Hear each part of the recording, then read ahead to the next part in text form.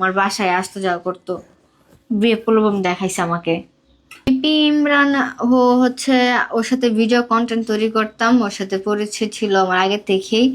সেলুনের মধ্যে পরিচয় হয়, তারপর জানতে পারি সে আমার মানে দুঃসম্পর্কে আত্মীয় হয়।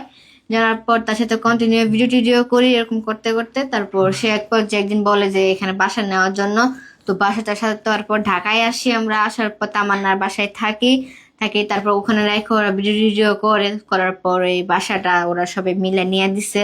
আমরা এই বাসাটা তারপর নেই, পরে এখানে এসে রেগুলার আসা যাওয়া করতো, ভিডিও করতো, আসা যাওয়া করতো।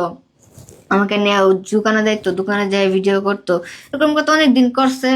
তারপর 22 জানুয়ারি তার এই মাওনা না গাজীপুর চৌরাস্তা সাপ্লাই মেশিন 5 তলায় যেখানে তার শোরুম আছে, ওখানে নিয়ে আমাকে ভিডিও বানাইছে। বানানো তারপর ওখানে একটা রুমও আছে, ওখানে রুমে যে আমাকে খাবার খাওয়াবে বলছিল, তারপর খাবার দিয়ে ওখানে পাঠাইছে, আমি যে ওখানে বসছি। তারপর সে ওখানে যায় তার সম্পূর্ণ কথা বলছে যে সে আমাকে পছন্দ করে, এরকম প্রপোজাল দিছে।